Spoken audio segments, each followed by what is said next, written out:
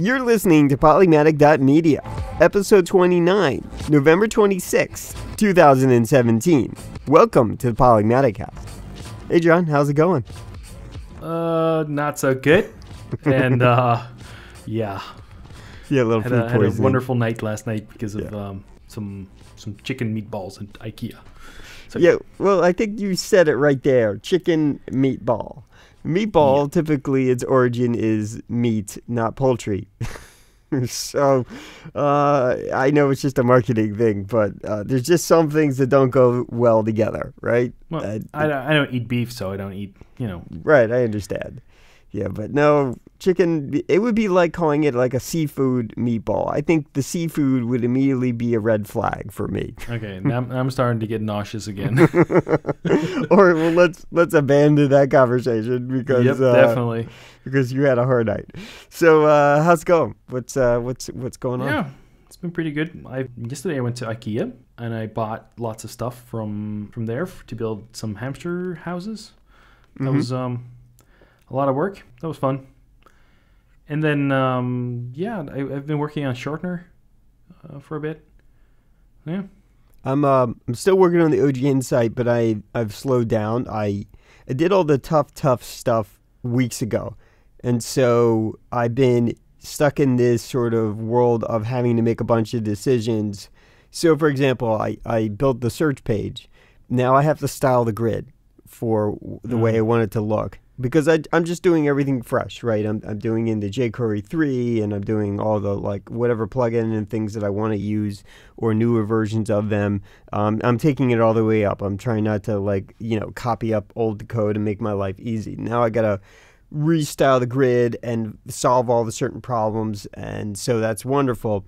And then once I get to do that, I realized, crap. The table isn't gonna, and again, it's a design problem now with the layout. Yeah. So it's all these little things, including, now when I do mobile, I have to do something different, because that thing isn't going to work well in mobile. And, Have you looked into using Polymer?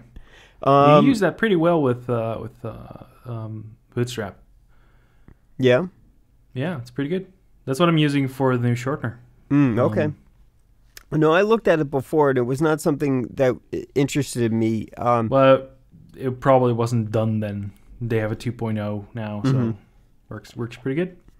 Yeah, I don't know. I need to at least style the grid, and every time, again, I'm building for two things, and I'm building it my way. I'm not building it for work, where there's a limited degree of interest of certain things, and the rest of it is well, we don't really care about that. That's not our concern, right?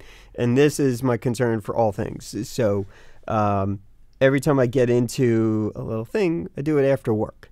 And then I hit a stopping point. I go, you know what? I'm going to go to sleep.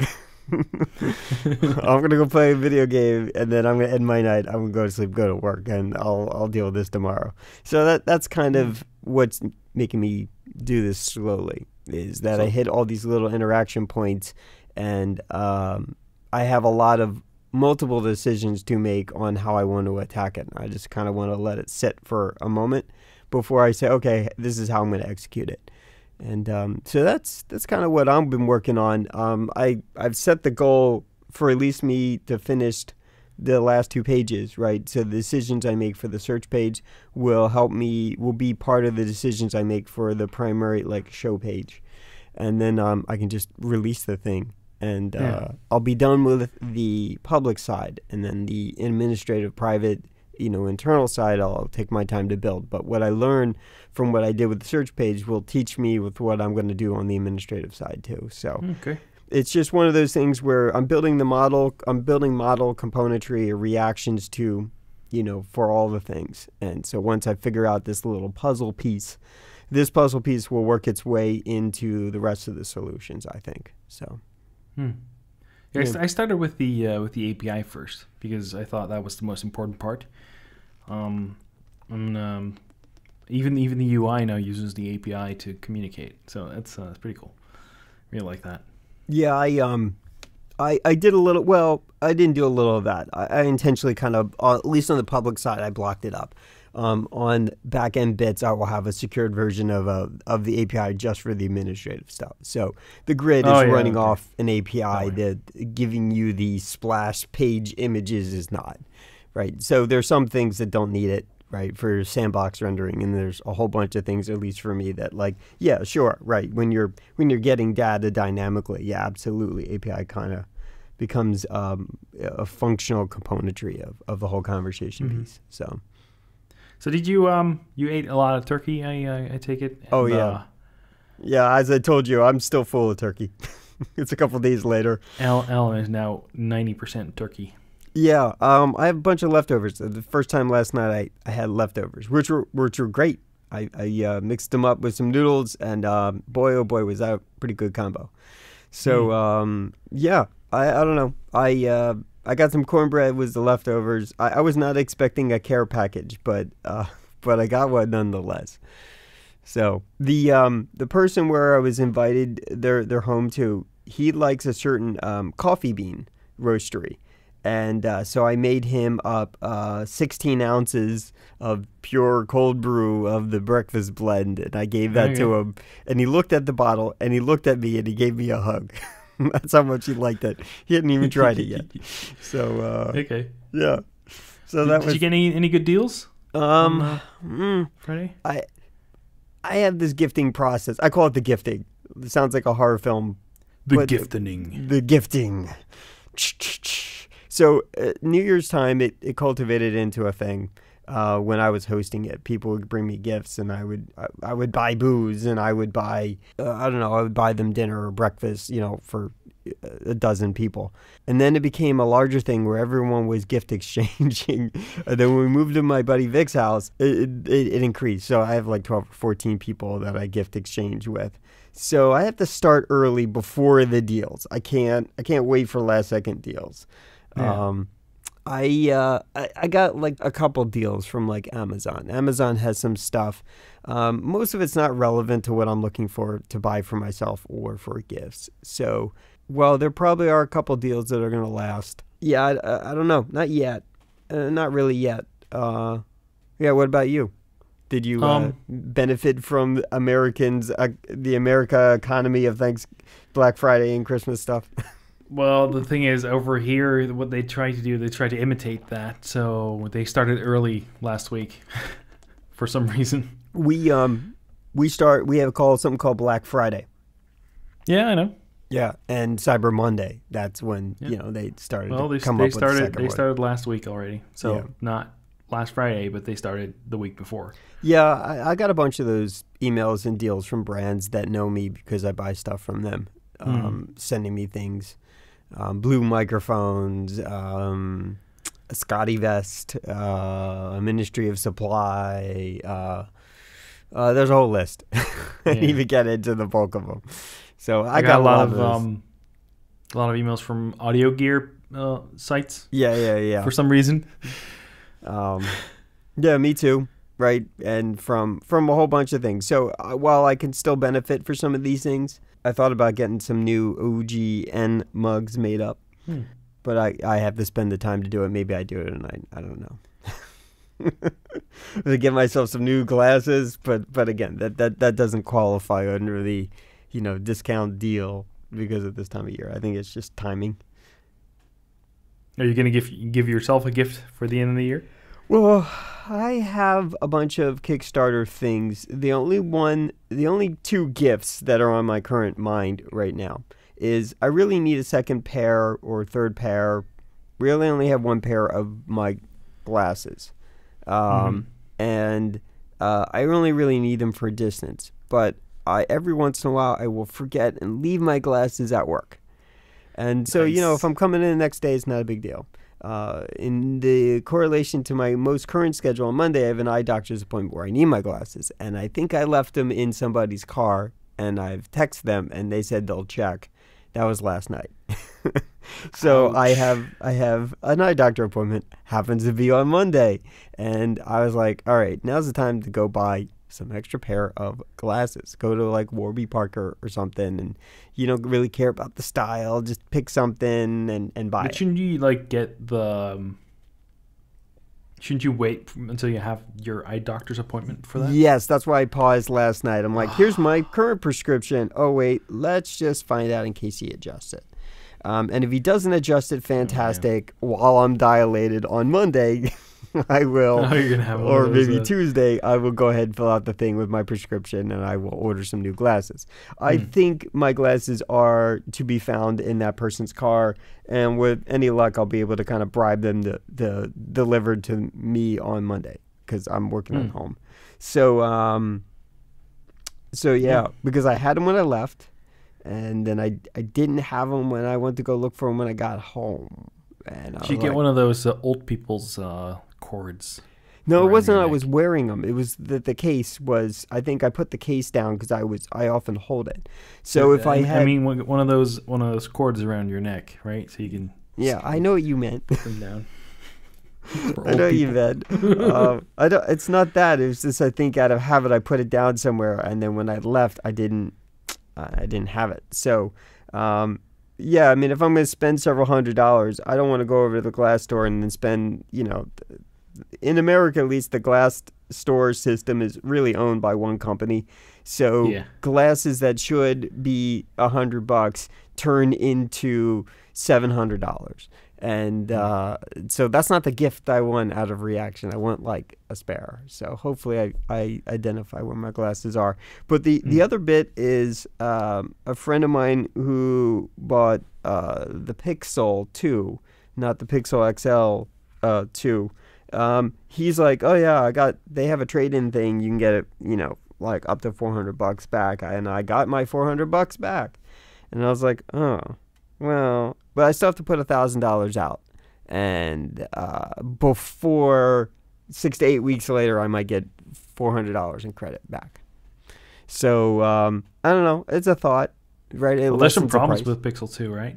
Well, if you want the 128 model, which I do because I put a lot of my music and things on here, and I have maybe, 50 or 60 gigs on here. Yeah, but like display problems and stuff. I heard about it, yeah. But I've also heard that hissing.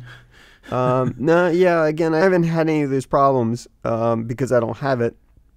But I've also heard that these are some problems. And yes, I did pause. And there is really nothing wrong with this. So it's on my mind. But I'm not really feeling the reason to act on it just yet. Well, I don't. For the Pixel 3. Maybe possibly, or maybe I wait until sometime next year, like the flip of the year, maybe early next year. I do it after I pay my taxes or something like that. So, but otherwise, there's a bunch of Kickstarter stuff coming, and any surplus of money is being still focused on completing the gifting cycle. I'm more than well into it. I'm more than well into it. So. I just have to buy sort of a bunch of things that I think sales aren't going to affect at all. Like not even the slightest. So I just have to buy a bunch of that stuff and then bag everything up. I got to go get bags. That's going to be my hunt instead of boxing. I'm not good at gift wrapping. I got to be honest. Terrible. I just gift wrapped some. I got some gifts from my parents and my brother. Yeah. So I'm basically done with for them, but I can't really tell what it is. Can't really say what it is because they might hear it or, it's an expensive thing. So yeah. Yeah. I've been doing that lately. I think I told you, right? I don't think you did. No. I bought one thing that I don't want to talk about. Not that this person listens to this show or stalks me, but I don't know. It's this time of the year, stalk Alan, find out what he wants. But I got him something which wasn't thousands of dollars, but does range in hundreds. And it might be a really awesome thing for a short period of time. Or somebody might have also gotten the bright idea to get him the exact same thing, and then they'll have two of them, or whatever. But the worst case, if it's a piece of junk, the one thing I know in the back of his head, and that I can also say, is, well, you didn't buy it. It's junk. Sorry, it's not a great Yeah. gift, but we tried. We didn't know if it was awesome or if it was terrible. So I don't know if it'll be a hit with him, but I hope it will. And as much as I want to try it out, it's perfectly sealed box and it's got to stay that way until New Year's. Just save the receipt. Oh no. There's none of that. It's his gift. I think it'll go out just fine. Yeah, I don't want to say anything more. Yeah. I'll tell you offline. The Ono printer is still not coming. Yeah. So I haven't seen that one yet. I started complaining on Twitter against the company, but I haven't received any messages back. Yeah. I think they're dead. I think that the company went under. They haven't updated in 2 months. I think this project is as dead as a doornail. Everybody's complaining. The one. Okay, so there's two that have basically, as they say, like kick farted.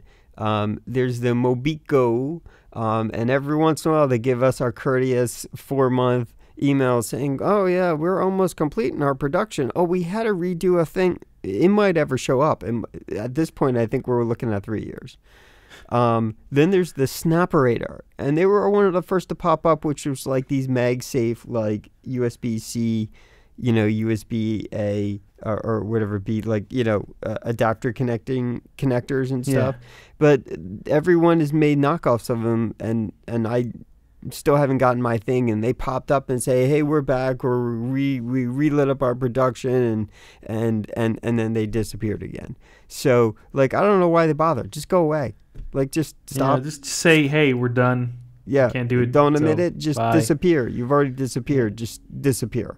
Yeah, it would be nice to have a conclusion to the story, right? So Yeah. I backed something for $150, and I'm not getting it. And I get when they go to China and somebody totally takes advantage of them and they're misspending all the things. Like, I totally understand that, and then they got to go, spend their own money to figure out, how to, Yeah. pay But for they're stuff. they're selling pre-orders on their website, so it feels really, really shady. Yeah, it just doesn't seem right. But things I do expect to come: the HUDcast, that thing which basically has its own kind of built-in projection screen mechanism for heads-up display. That version. So that I just got some update things. I think I'll probably get it real soon. Meaning, like, real soon, somewhere before the year's out. Did you fill out your Kickstarter backer thing? So Yeah, your the address and surveys, stuff? all that stuff. Yeah. Yeah. And I got the, in 48 hours, it's completely locked. So that's that I think is coming. LumaCube, right, has these like great little bright little tiny micro LED lights that are smart lights, basically can be controlled by apps and Bluetooth and whatnot. And they made sort of a more action rough version, and that's coming. And I get little blips, so I'm still on the edge of believing it'll probably happen this year, if not flip of next year. And then last, where they said no, a bunch of photographic stuff, right? It's like a really nifty strap system that can handle heavy cameras. Okay. And it's by a company called Peak Design, and this is like the third iteration of this thing. So I bought sort of a higher end, not the $1,000 thing, but I spent a couple $100 or just under a couple $100 for something. And so they said their delivery date will be before the year's out, before Christmas. So if anyone wants to use these as gifts, so I bought one for myself as well. And Okay. well, I'll see how that goes. I don't know how it goes, but I'll find out. So and maybe that will come before Christmas. I don't know. So you'll find out when I find out. So we had a topic for today. Oh, we still that's have right. a topic for today. We still do. Yeah. About 20 minutes in. Yeah. Hey, so I work for a domain registrar. Yeah. Should I name it? That's up to you, man. I work for Registrar, which is a Dutch company, and we register domain names for big companies. They use our API, and we connect to all the different registries. So that's out of the way. That's how I get my information. So the topic for today is the domain lifecycle. Now, everybody's seen domains that is on the internet. They've used them. There's all sorts of different weird kinds of domains. We'll talk a little bit about that today. I wanted to go through the life cycle of a domain. So you normally just get one, and then you do something with it, or you don't. But before you get started with it, you have to pick one, right? And that's always a big discussion. Remember trying to figure out Polymatic? That was an interesting one. Yeah. I registered a different domain name with a .io domain, with like a really, really cool name. And it turns out that there's also a company with the same name, but it's really huge. Yeah. Or, okay, I'm not going to get the .io domain. Right, yeah. So I wasted a couple of $100 last year. Yeah. That was interesting. So, okay, so there's different kinds of ways to go about this. It's important you get your name, but the most important part is to be descriptive. So if you have Alan's photography store, you name it Alan's Photography or Alan's Photography Store or something like that. Be very descriptive in what you do. There's nothing bad about using a hyphen in there. The more descriptive it is, the easier it is for people to find it, and for the easier it is to get picked up in search results. That's a very important thing. I think the marketing of your domain is totally is an area where I think it's also about like brand identity and marketing and all of definitely. that. And register like comnet.org, whatever, right, and then maybe some funny names. It's always a process, right? So you need to identify what and who, whatever your marketing component is going to be, that it's natural, that it makes sense, it's not something just absurd, that is easy to remember. And the default impulse the world is set on is .com. But everything's not a .com. So, and everyone squats domains. Yeah, definitely. That's a different problem. But that's where there's different new types of TLDs, like .link or .media or whatever. So fill in people what a TLD is. Okay, so there's different types of top-level domains, which is a TLD. Yeah. You have a GTLD, which is a comnet.org, link, media, that kind of stuff. You have CC-TLDs, country code TLDs, which is like .us, .nl, stuff like that. Right. And you have, or .me, for example, is a good one. It's Montenegro. You have the country, like country, level domains, top level domains. Then you have, like I said, country code TLDs. Yeah. Then at least here in the States, we have the state level and government level, right? Your .net, your .com, your .edu, .org actually had rules and restrictions on it, and then they realized they could cash out pretty quickly, so they did. Yeah. And then they became GTLDs. Yeah, and then you have your EDNS kind of things where it's like .biz and .shop and .media and .link and all that crap. I think .biz is also GTLD. Oh, is it really? Yeah. So, for example, there were rules around .com. .com was for commercial companies that were registered commercial companies. That's been abandoned for years. Yep. And so they said, well, we can just cash out. And greed came in, and this is what happened. And then people that became certified registrars abused the thing and caused a problem. .net was for high-level ISPs, not your AOL.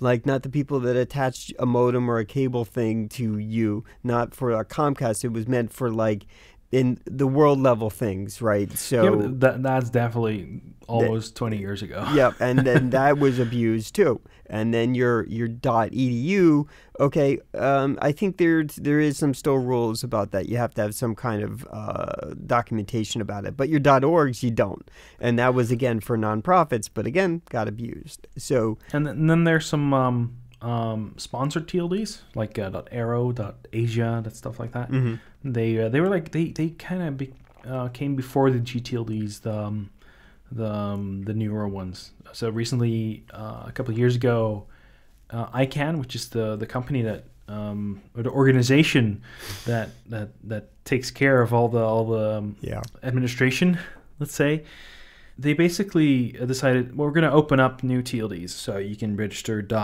.link, .auto, .autos, Right. Yeah. all sorts of different setups. And then there were companies that dropped down a lot of money, and then they either got it or didn't get it, or they had to bid for them. Mm-hmm. So there's still a lot of GTLDs that didn't come through, and there's still a lot of them that maybe will happen. The question is if they're going to do a new set of GTLDs requests in a while. I don't know when, but maybe they will. Mm-hmm. But they made a lot of money off that, probably. But the thing is, with just the TLD, you don't have anything yet. So you need to get your domain name, which is, like I said, be as descriptive as possible. It doesn't matter if it's a long domain name. Sometimes it helps to get a shorter one, but it's really hard to get a shorter one with .com or .net because, well, everybody has almost all permutations of the 4-character, 5 characters, I think, even are completely full. So, yeah, you're not going to get a very short .com domain. Right. It's just not going to happen. Yeah, no, all those have been squatted or bought up or consumed a long time ago. And anyone who's squatting it wants to sort of not blackmail you, but extort large amounts of cash out of you to give it to you free and clear. Yeah, there's a podcast by Reply All that they did on typo squatters, or not typo squatters. Domain squatting. Domain squatting. Yep. Yeah. That was pretty good. I'll link it in the. It was totally good. But I've been doing this stuff since '94. So I'm well invested in my understanding. I don't work for a company, so I don't know about the communication cycles of the protocols as much as I do about like domain squatting and what the rules are and where the origins were and how that started. But I don't want to derail you completely. There's a lot to comment on just the where we started as with clear organized intent and how greed and manipulation and your big domain registers totally just abused it. But there is a psychological pattern that goes in when you name your domain, and everyone just assumes .com. So, for example, with Auth Generation, I did .net.org, .com. I didn't get .edu because I was concerned about domain squatters going and saying, "Oh, look like these guys might be a little popular. I'm gonna squat the other ones, right?" Yeah.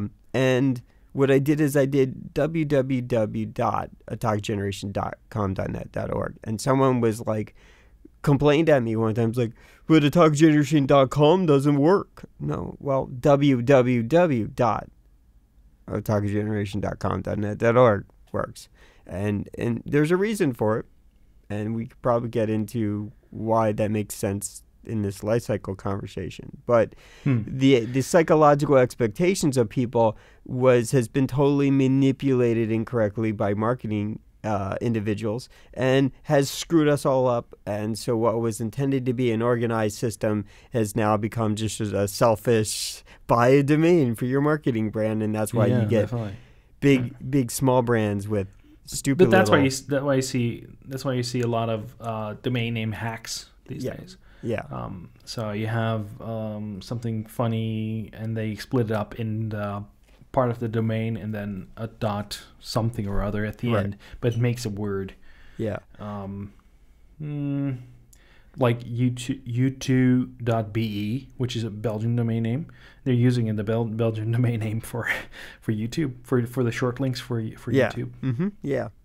And so there's lots of naming schemes and stuff like that to like Google. Google has its own whatever, Google. And so, and I get that most people just want to be led to a thing, and their psychological nature is they think everything is a .com, which is not always true. Those are the most valuable because of this problem right here, this naming scheme system that kind of got abused and twisted into something else. Okay, and so they also have UTF-8 domains. So if you have, for example, special characters, that's something that's new. So you can get like Alan with an A with like 2 dots on it or something, or some weird Scandinavian variation of something. Yeah. Okay, got you. The extended character sets. Alan. Yeah. Alan. Alan. Yeah. So that's an option. There's even emoji domains. .ws does emoji domains. Yeah. They're not very useful. So yeah. No. The entire UTF-8 thing. If you go to one of those domains, Chrome will show you XN and then -- and then some characters, which represents the multi-byte variant of the domain name. So yeah, how useful that is, it may be funny that people can enter the domain name, but it automatically gets converted into the XN something or other in the domain. So you don't see your emoji or you don't see your special character. You see part of it, but yeah, it's a big mess. There's the browsers didn't implement it, or they specifically didn't do it.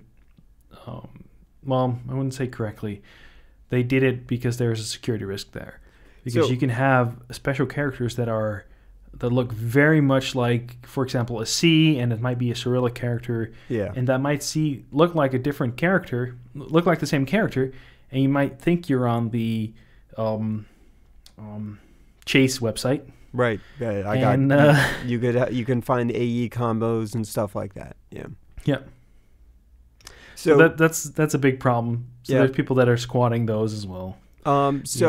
Let's roll back a little. I think there's a couple of things that might be important that will help load up the rest of this conversation. So this is really if you just take the sort of the dummies edition of, well, what the hell is a domain name service, right? DNS.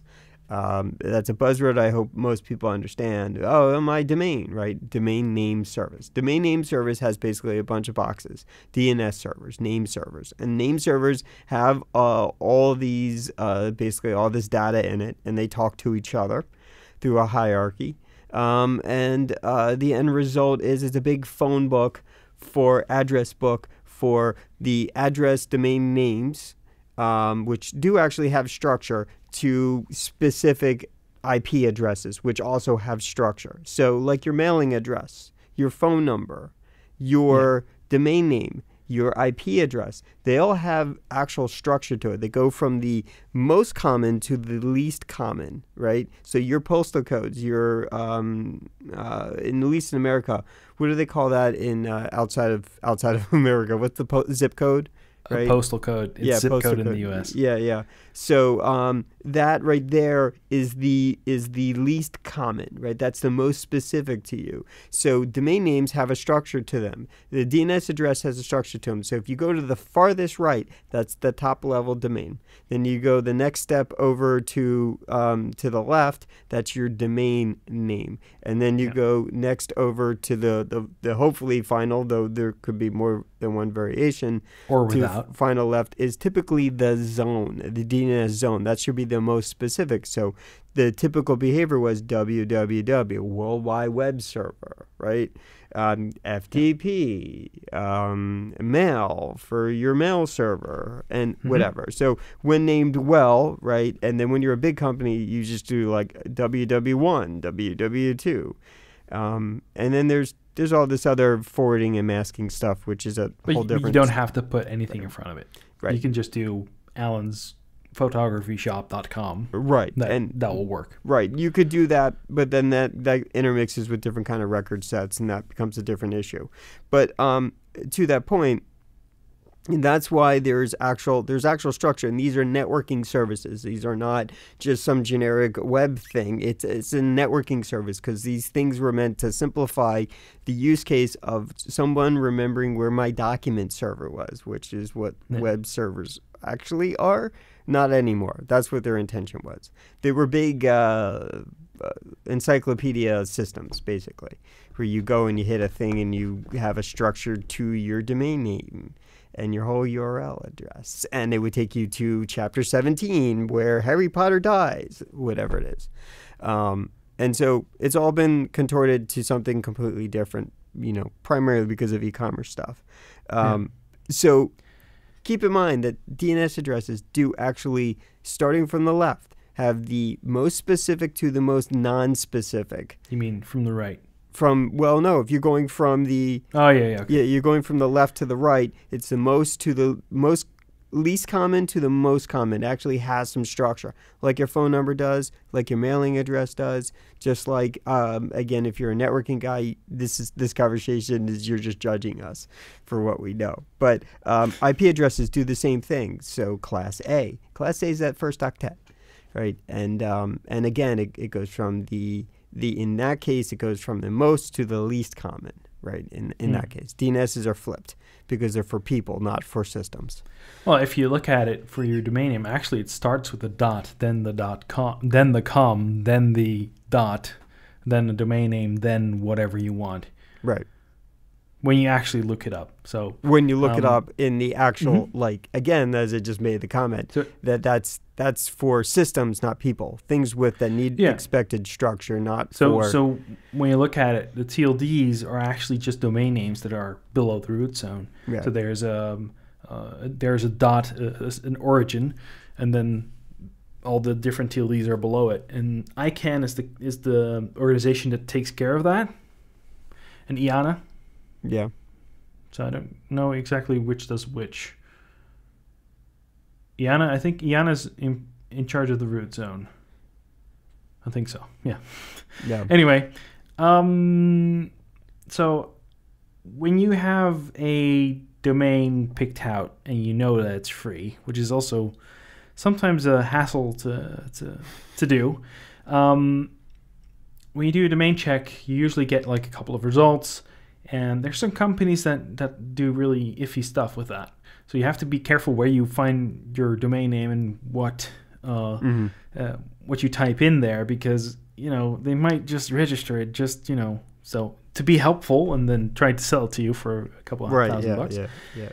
So you have to be careful with that. So most of the reputable companies don't do this kind of stuff. Right, yeah. But there are really skeezy companies in there. So when you get a domain name, you need a registrar for that. They will take care of the registration of the domain name, and usually you can buy hosting or name service with that, mail, that kind of services. Think about companies like not my company, the company I work for. We can do that, but also stuff like GoDaddy, that kind of companies. I personally would not recommend GoDaddy for so many reasons. If you're looking for simplicity and you don't care and you're just going to throw money into a bucket that you don't have access to, then totally go with GoDaddy. There are better alternatives. There's a lot of them, actually, including, your company. I just went for something that had a people know that name. Right. So right, because it's heavy marketing, at least in the U.S. Yeah. But in your case, I don't use your company, but you guys have like an English site, right? Yeah, and everything is multilingual, so you can just register with us. Yeah.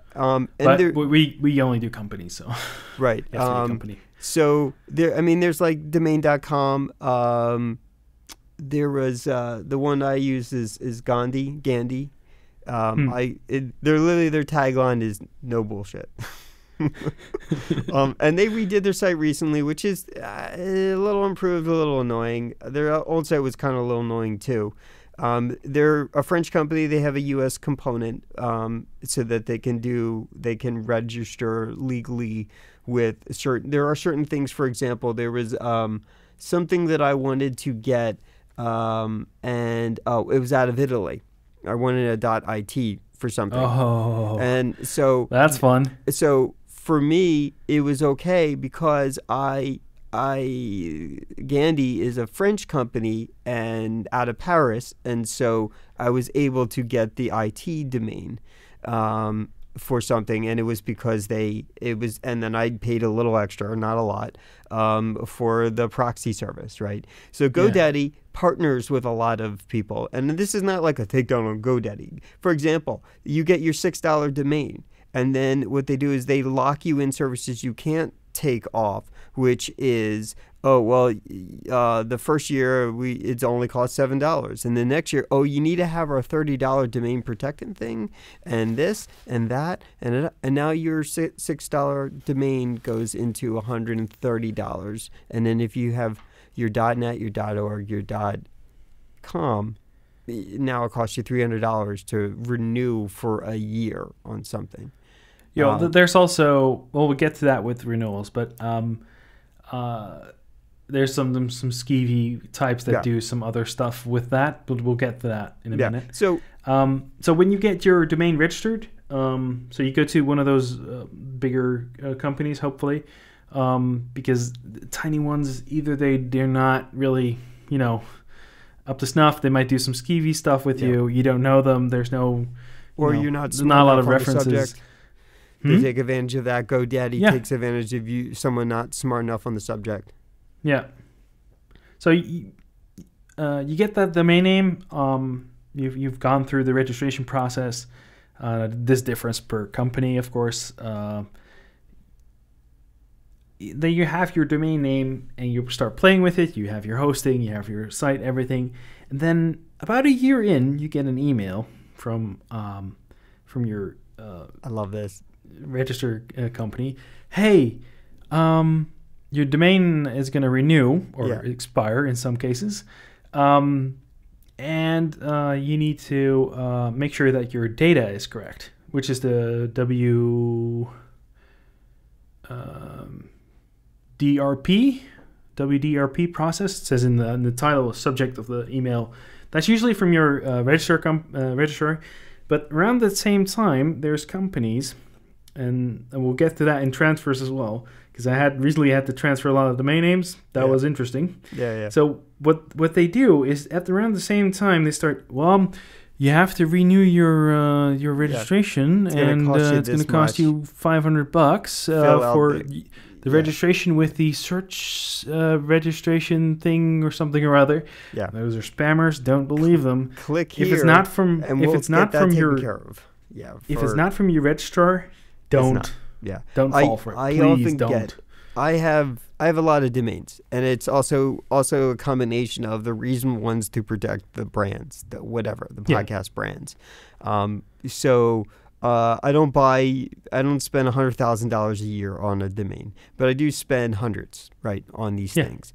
And that's sad. But every few months, I go through and renew something that's in a cycle of whatever the X number of years. So, the point is that I get something similar to this. I get emails, and the first thing I do is trash them. So I get this one. It's great. These guys are pretty good, where it's like Domain Register LLC, and it says, hey, and I literally get a piece of mail, right? And it says, hey, your blah, blah, blah domain, right? They say, the talkgeneration.com is up for renewal in X days. It will cost you cheaper than last year, number. And they said, please go to the site and fill out, the information, which is a scam for getting you to transfer away your domain from your actual register to them, and then they take over your service for domain registry. And so they look alike. Before we head over into transfers, the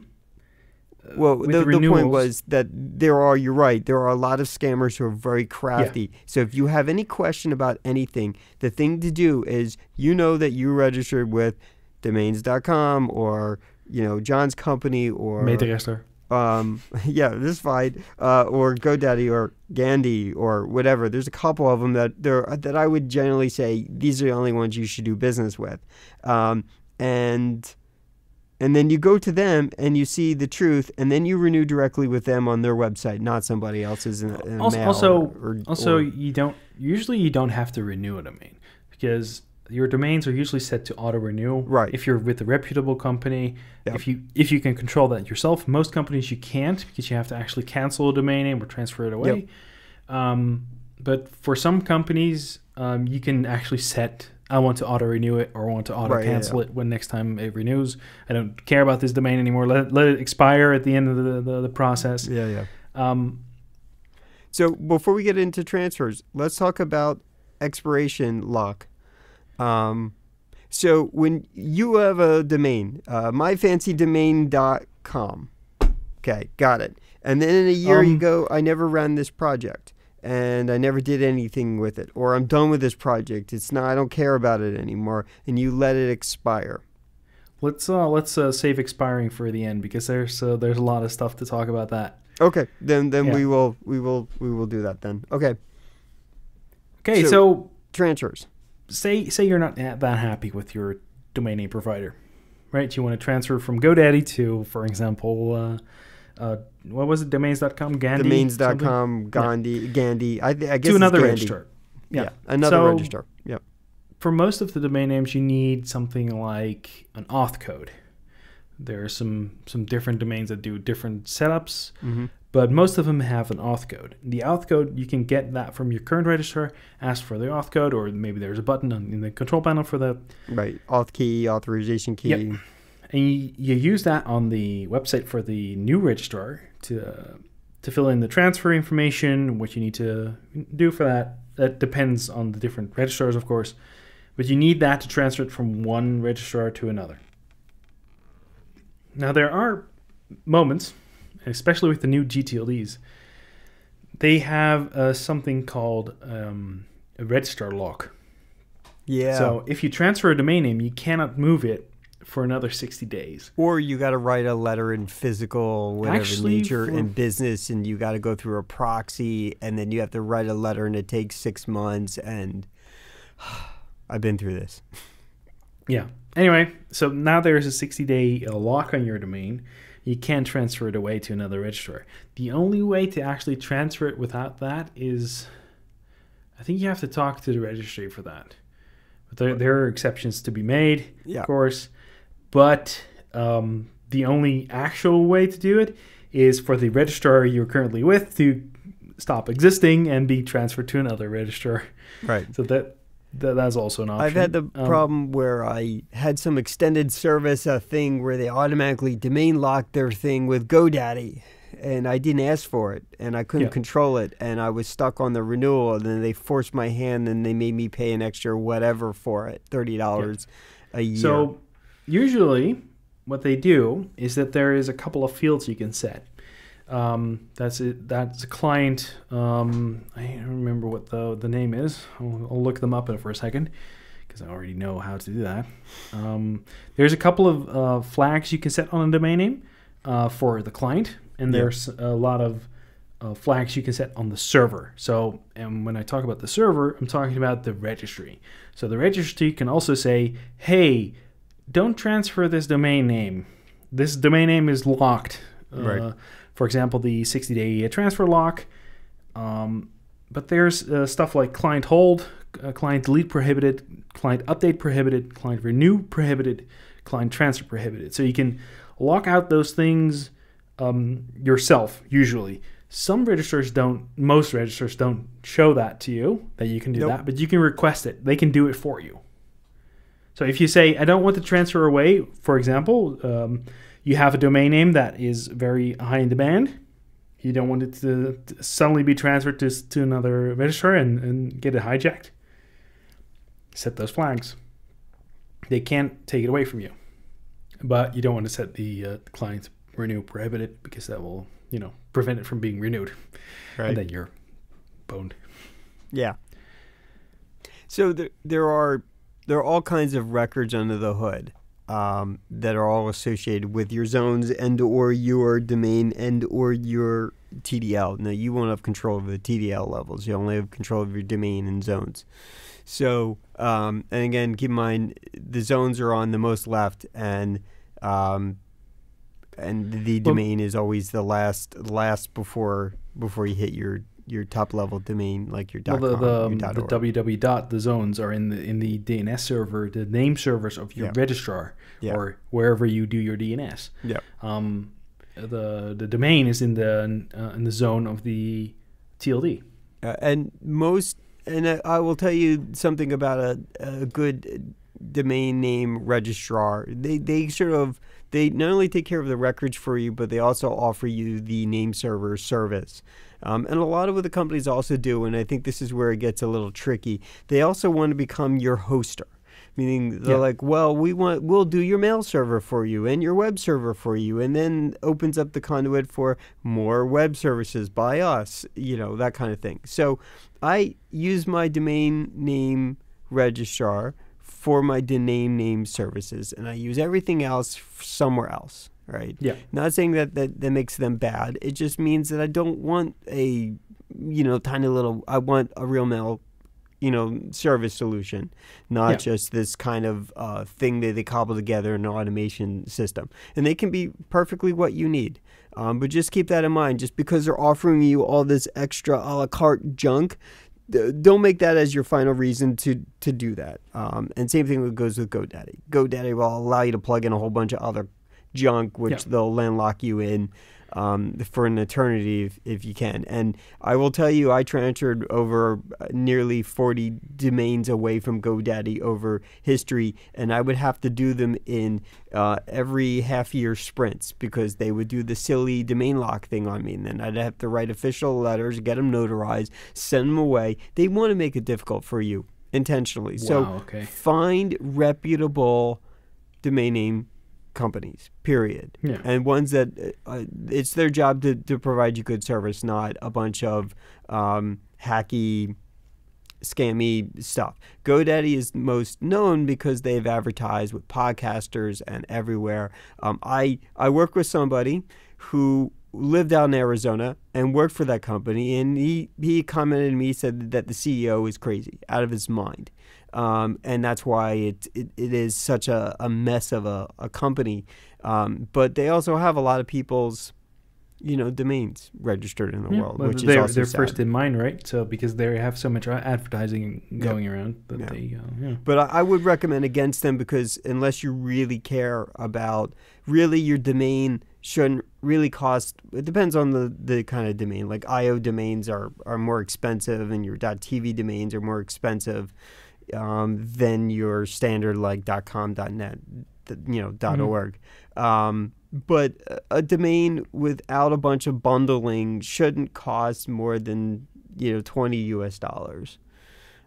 If it costs you $30, there's something not right about it. Let me start with that.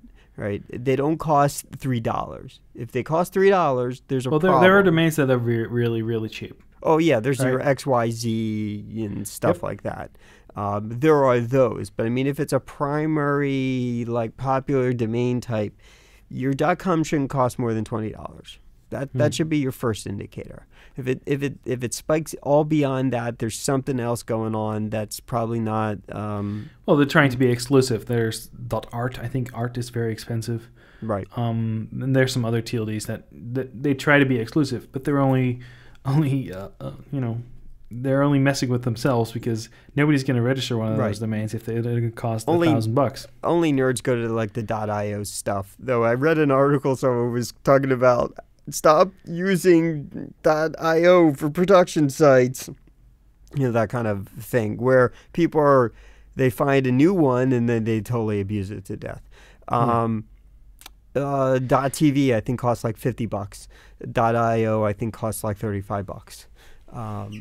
So again, I mean, these are, once you know what the expected costs are, once you have a sense of it, you have an idea what kind of minefield to, dance around. Now, to John's point, there are transfers, and this is where the hijacking comes in, where you leave it loosey-goosey and don't pay attention, or you pay for someone whatever, insert your company that got you, Gator. Gator's another one. Gator Host or something like that's another one of those DNS. They're kind of a little little spammy, right? You'll get your web host companies say, hey, you want to buy your domain name with us. Yeah. What they're trying to do is they're trying to landlock you into their hosting services to make it difficult because you put all your eggs in one basket. Okay, but there's another reason you want to actually do that, because if you don't have the knowledge to set up a VPS, you don't have the knowledge to set up separate hosting, you don't know what DNS is. Right. Something like Squarespace might just be great for you because you can register the domain, and they're get trustworthy. the hosting, get the email. Yep. No, they will help you with things. Yeah, those guys are trustworthy. You're in good hands with them. But the second that you want to do a little bit more outside of the Squarespace box, it gets more complicated, and then you have to expensive. move your DNS to a different place. If you're a business and you're concerned about, and I worked at a big company in the US, and they literally bought every single variation of their brand, right? The blah, blah, blah. Are scumbags, blah blah blah, is there's loves a insert genital dot sucks, right? Yeah, and so there's a company, there's a bunch of them, but the one that I heard that's pretty reputable is called Mark Monitor, and I don't know if your company does something similar, John, but what they do is they go out of their way to search every kind of really bad, good variations, and then they kind of monitor when those domains come up or what the queries have been and what the Google searches have been, and they come up with, and then they allow you to buy it first.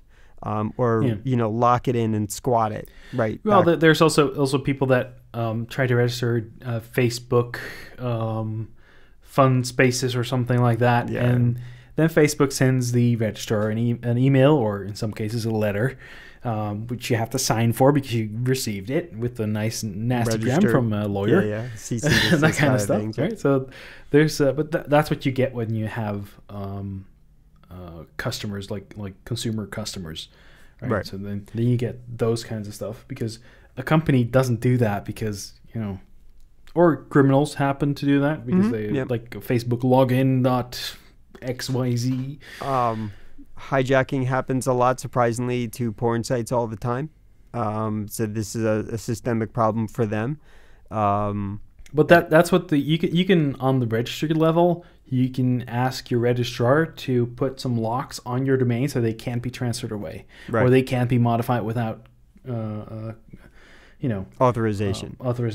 There's also another level to that, and that's called Dns Sec. So that's not really new, not super new. It's been around for a couple of years, but basically you set a key in your domain registration, and that is tied to your. It's a public key, and it's tied to your DNS server. So whenever you receive a response from the DNS server, it will check with that key if it's actually the response it's supposed to get. So if somebody hijacks your DNS server or changes the DNS servers without your request, the domain name doesn't work anymore. And that's good because you might be transferred to somewhere in Russia or something. Right? Yeah.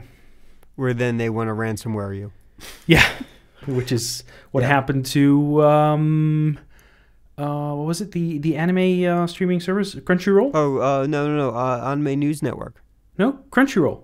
That happened recently. They said, download the new client. Yeah, but yeah, right. But it also happened to Anime News Network. Okay. Yeah, which is a big site, at least here for the U.S., where you find a lot of your anime stuff. And so they were down for like 3 weeks because they got hijacked. Not their web server, their DNS. The domain name was hijacked, or the DNS So servers? What they did is they lit up AnimeNewsNetwork.cx, and then they just told everyone as best as they could to go there. So for while they solved their problem, right?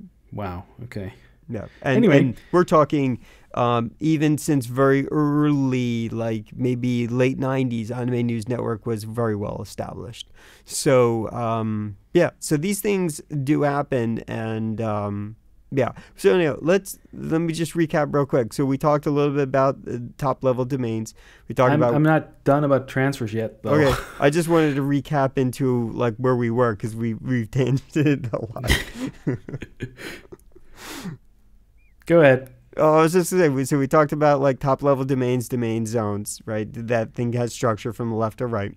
We've talked about registrars, right? The things that hold on to your domain names that you pay for.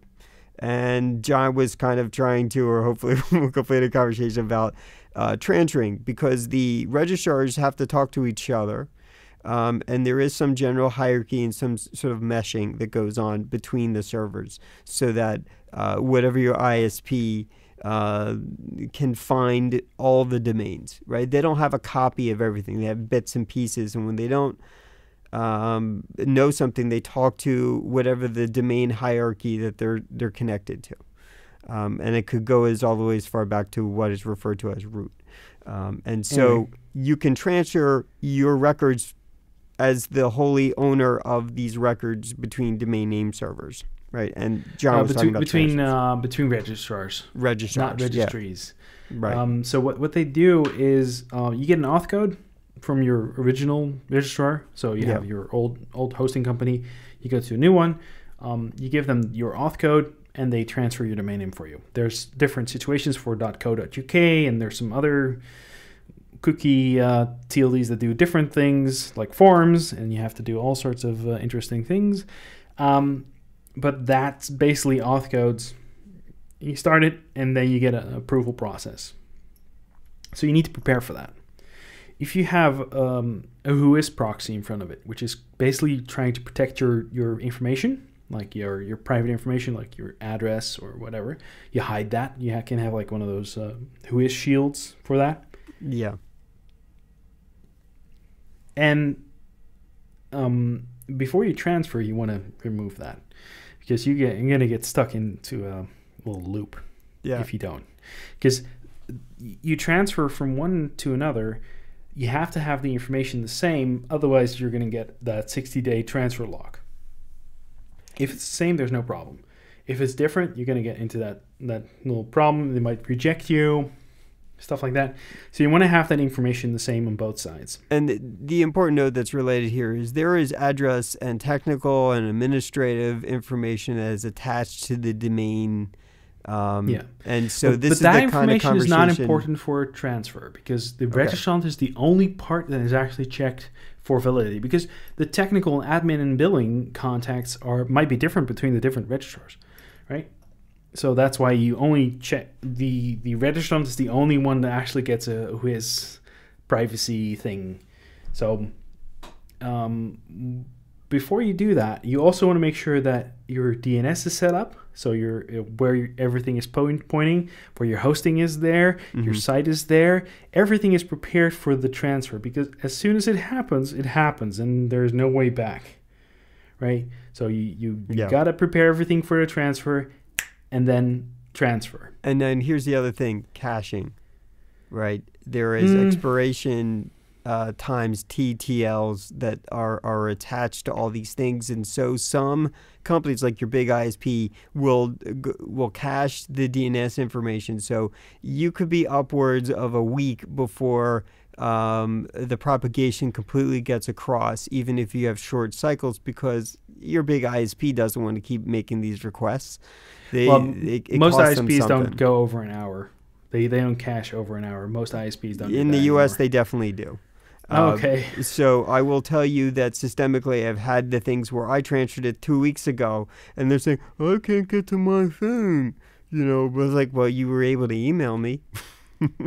But I can't get to my thing. I said, all right, well, here's what I can tell you to do on your computer.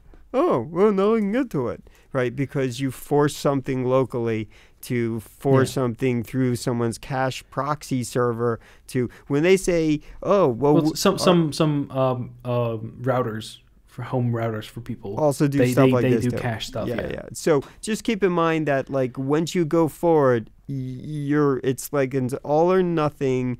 And it's all or nothing. You're locked in there for a few days. And it may take a couple of days before it actually is transferred, because that whole approval process, you have to approve it for yourself, and you have to approve it for the other side as well, because they might be two different people, so they will send two different emails.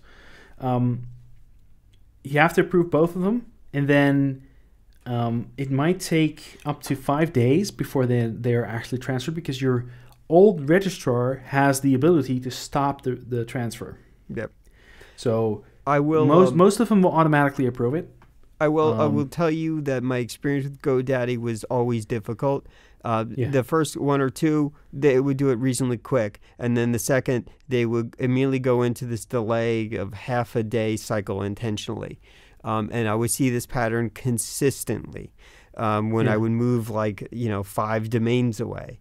And so the first one, it goes real quick. But then the second one, they go, I'm going to take 8 hours before I give the authorization code. It might be because somebody went home. No, that happens. No, it's an automated process on their end. There's no people involved. And then it would just, and they would make it really difficult because they were losing customer base. And so that was real. There was enough that when they saw how many domains I had with them, they would literally pick up a phone and they would have salespeople call me, try to regain me back. There's also a good point about that, because if suddenly you're transferring away, there might be something going on. Either somebody has access to your account and gets your auth codes, or that might not be correct. So it's probably for the best that they call you, right? We're seeing you're transferring all your domains away. Why is that correct? Yeah. So I understand that. Yeah. So there's two sides to this. Either they're trying to prevent you from leaving, which is something that they're not allowed to do. Yep. Or they suspect fraud, and then that's when they call you, and that's something that... Yeah, no, I never had one of those where it's immediate reaction. It was intentional delay, and as a guy who understands, looks at that all day, I could see the pattern. And then as I did them in clusters, I could see the pattern was consistent. Then what they would do is after you're already transferred away, they would call you up and try to sales me back and give me some deals, right? And and I'm sure that they were very familiar. I'm sure they didn't hear from smart people who said, "No, I understand. Here's the 8 reasons I left you, and these are the 8 reasons where you cost me a lot of money, and here's the reasons you locked me up because of your service offerings." Well, these are no. I'm a guy who knows something, and I know that you guys are ripping me off, and you've been doing it for years, and because you make it so difficult, it should not cost me $90 a year to resurface a domain for another year. They're gouging you. Yeah, they're gouging me. And so when I would see $2,000-$3,000 go missing because of my 40-some domains, I'm like, this is too much money. What am I can't just let this sit anymore. And then I literally took me a year and a half to move everything away, and I had to find not a sleazy domain registrar. It took me a while to find one, and there are lots of them that sell you with all these great ideas, but they're only good for that. They're only good for the wooing period. Past the wooing period, they start gouging you, and that's how they qualify, how they survive as a company. So anyway, but that's why you transfer away. Yeah, that's exactly why you transfer away. And so all these prevention tools are there for your safety, but they'll also get abused by smart registrar companies that are a little sleazy to cause you headaches. So if you got to go in 2 seconds, it doesn't work that way. This is all planning and structure. Just like your naming process should be planned, and then you're committed to it. It's all or nothing. Yeah. So but after transfers, there is another thing, and that's the end of the domain. So either you can say, hey, I'm done with this domain. You can delete it, which will happen automatically straight away. But you still, even when it expires, you still have some ownership over it. Yeah, but this is deleting. So you're telling it, I will no longer want this domain, delete it right now. So that's a way to do it. You can expire it, let it expire, which is something that you can do. Some registrars don't set it to auto-renew. Some TLDs don't do auto-renew, but usually there's something in front of it that does the auto-renewing. Right. But deleting is an actual action where you can actually delete the domain name right now. And then for both deleting and for expiring, it ends up in a gray area, like a grace period. for in case you made a mistake. Right. So you can get You can get it back. within like 90 days for some TLDs, 30 days for others. You can still get it back, but you're gonna have to pay a price because usually that is like 10 times the domain name price or something like that. Yeah. Something insane. So when you let something expire, you still also have a grace period on it. And but for some TLDs, you are the only one who is able to get it back. There are domains that I'm looking for a domain squatter to give up on, and nope, they renewed it. They renewed it 2 weeks before it was due, and unless you go and pay the price, you'll never get it. So you don't wait and hope on something. Either pay your $1 million for your stupid domain that you want, or don't at all. Right? Gimlet Media, right? We were talking about Reply All. They had to pay a price to get that. Right? Yeah. It was already squatted, and because someone, Gimlet's a word, and they grabbed it and they paid a lot of money for it, but they couldn't get it until then, right? Yeah. So, But in case you are done with your domain name, you don't want it anymore. Let's say Alan registered Alan's dungeon.com, and he says like, yeah, maybe that's not such a good idea. Maybe I'll just delete the domain. You can delete it. It will go away after about 90 days.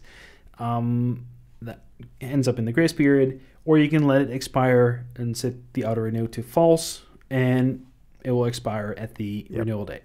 And I definitely have some domains that I was all hot on this project idea, and I never got around to it, so I'm going to let them die off. Yeah. Or last year, they were like, Gandhi was like, oh, we got a lot of free, and you buy lots of things. Here, it'll only cost you $1. And I was like, oh, yeah, I'll get it. And then like, I didn't do anything with it, so I'm going to let it expire.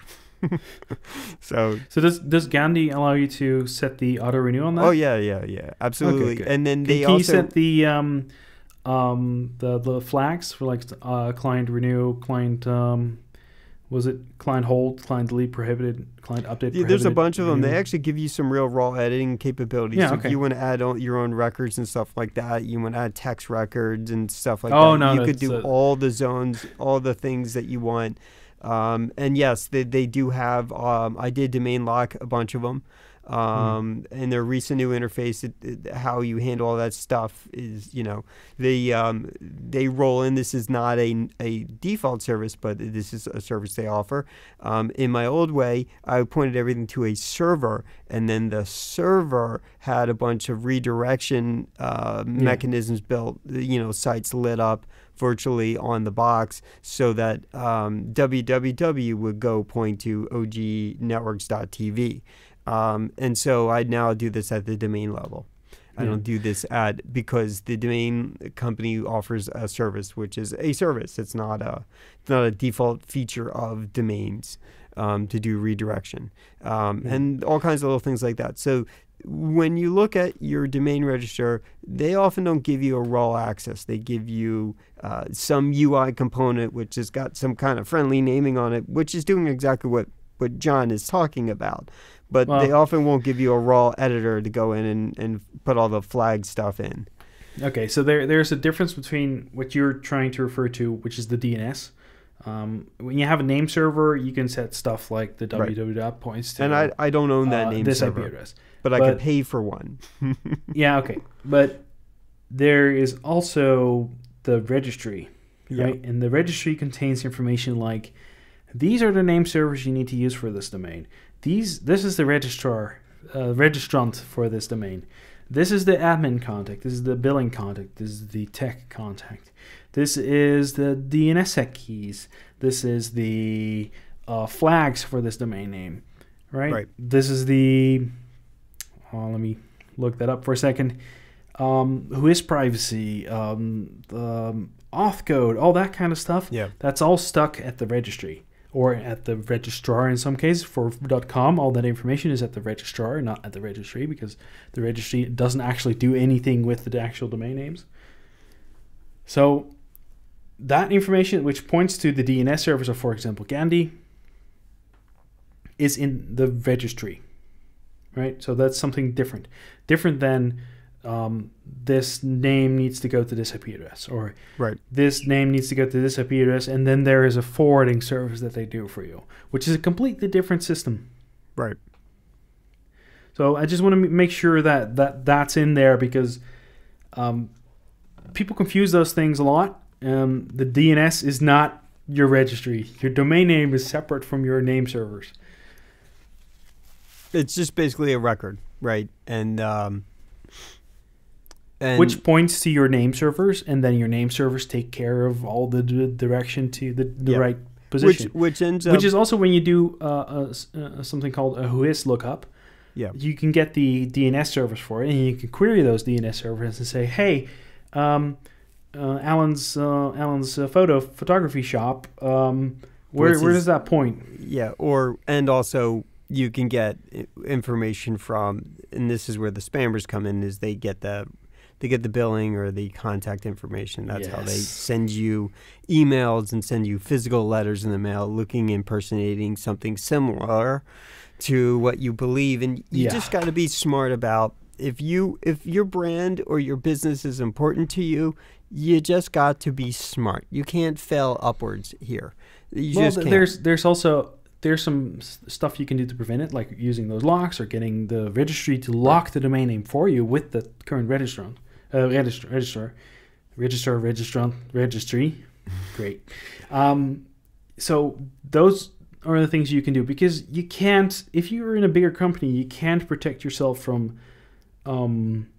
Bob the intern receiving mail, contacting that company. If he has access to something, he transfers the domain name away, something like that, stupid like that, right? Yeah. So when you get your domain and you're a big company, you lock down your domain.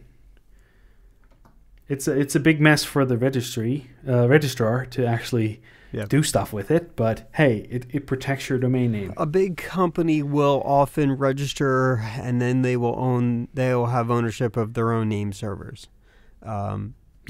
And they will control everything. I used to do that for a number of years with Red Apple.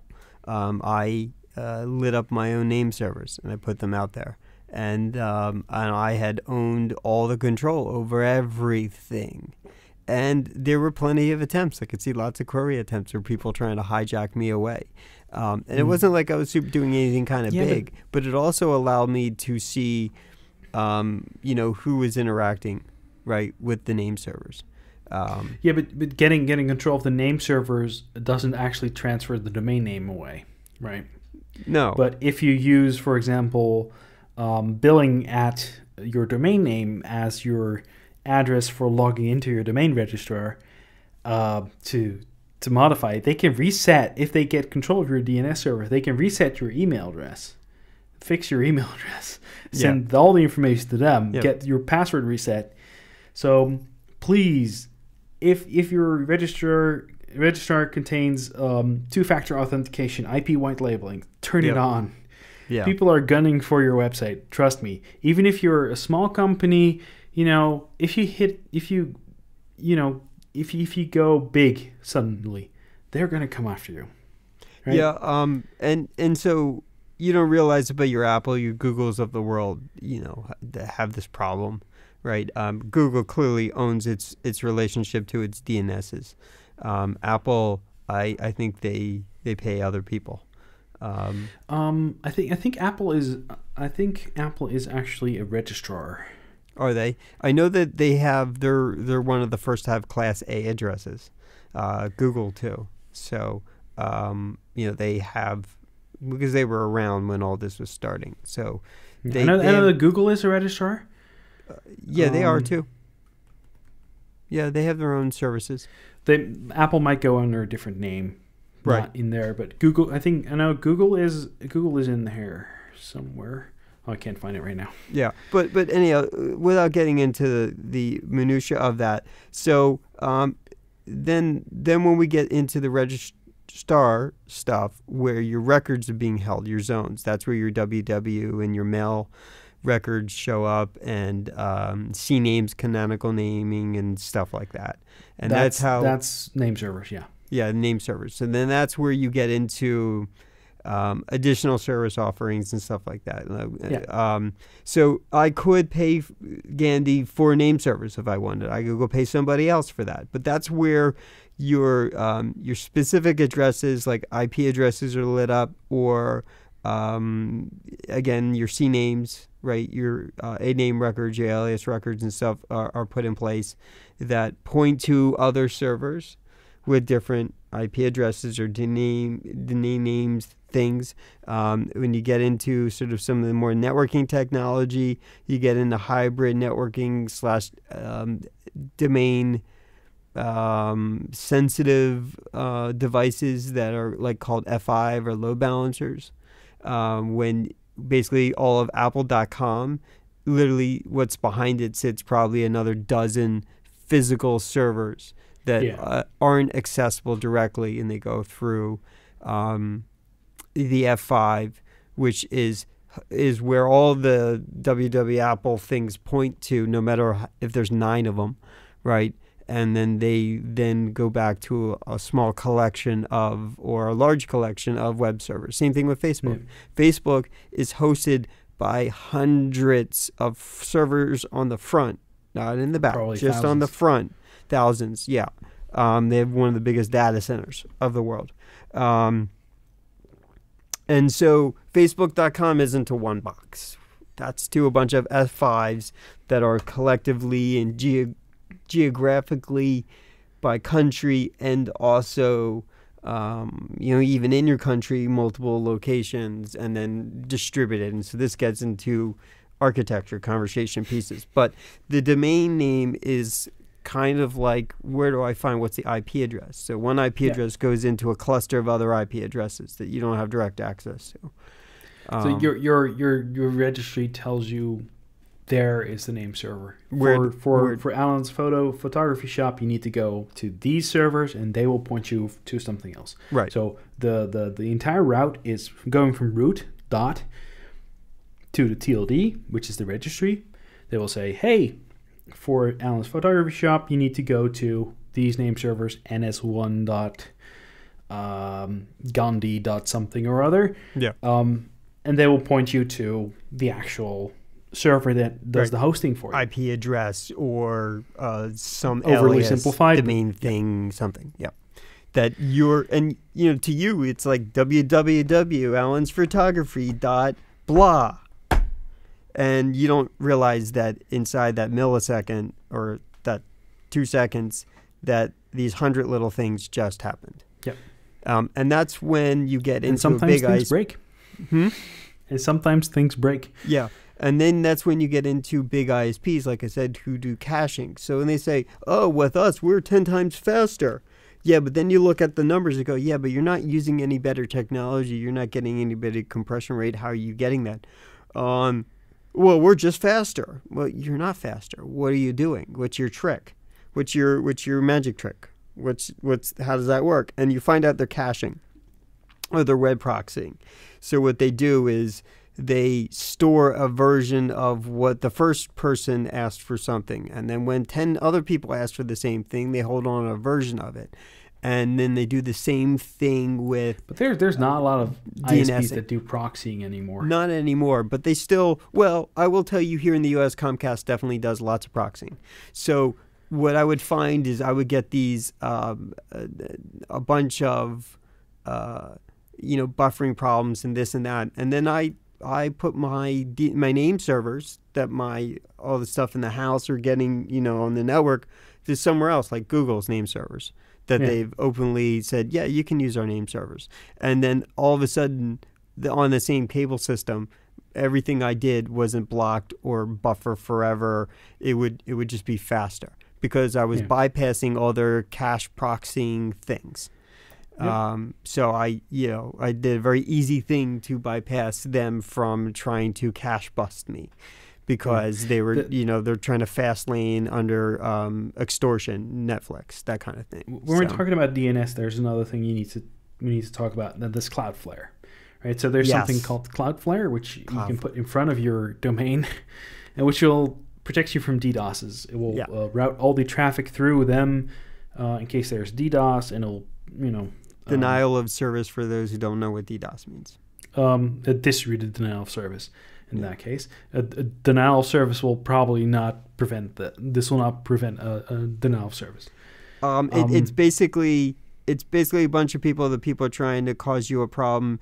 Is they physically, but electronically through the system, they cause a traffic jam, and then it keeps you from being able to get on the highway or off the highway. And it doesn't have to be a lot of traffic. It doesn't need to be like gigabytes a second.